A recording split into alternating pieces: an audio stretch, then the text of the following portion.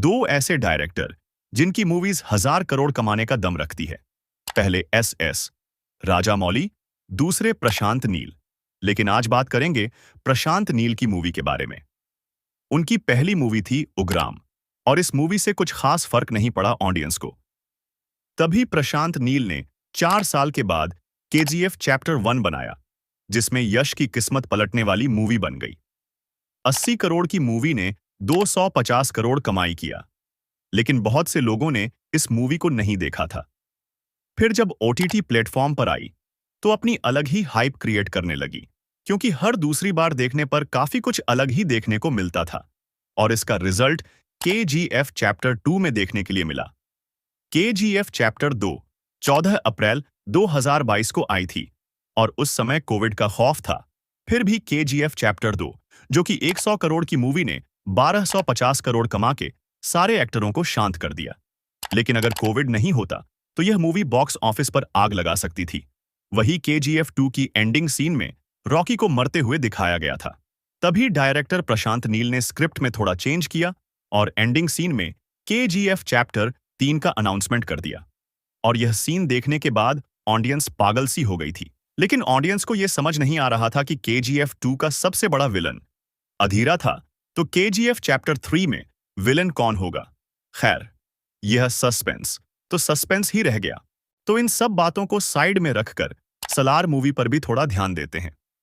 तो प्रशांत नील की केजीएफ 2 के बाद सलार मूवी आई, और आपको मैं बता दूं कि जब यह मूवी आई थी तो शाहरुख खान की डंकी मूवी भी उसी दिन रिलीज हुई थी।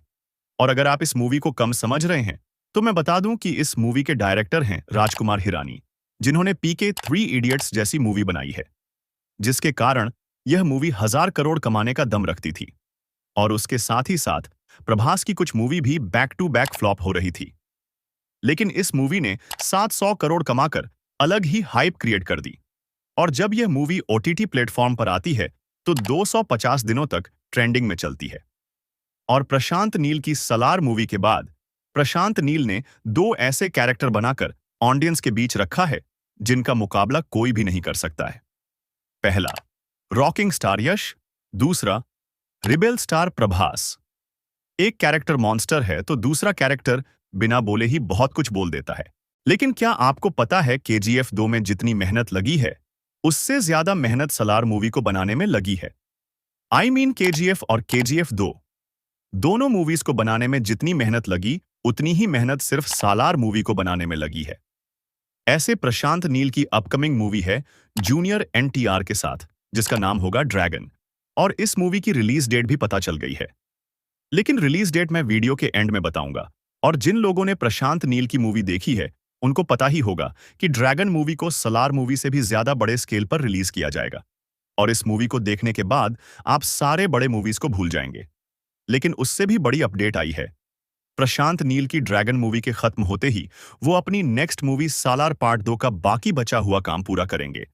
और प्रशांत ने एक इंटरव्यू में बताया है कि सलार मूवी तो सिर्फ ट्रेलर है, असली पिक्चर तो अभी बाकी है। यानी कि सालार मूवी से भी 10 गुना ज्यादा वायलेंस, खून खराबा दिखाया जाएगा। और सालार मूवी के एंडिंग सीन में जो सस्पेंस दिखाया गया था, उन सारी सस्पेंस पर खुलासा किया जाएगा। ऐसे तो सालार मूवी में 2 विलन होने का चांस है। पहला, देवा का दोस्त वर्धा, और दूसरा पंडित। ऐसे आपको क्या लगता है कौन बनेगा मूवी में मेन विलन? ऐसे ये मूवी ड्रैगन मूवी के बाद आएगी, और ड्रैगन मूवी 25 जून 2026 को आएगी। और आप किस मूवी का सबसे ज्यादा वेट कर रहे हैं? कमेंट में बताएं।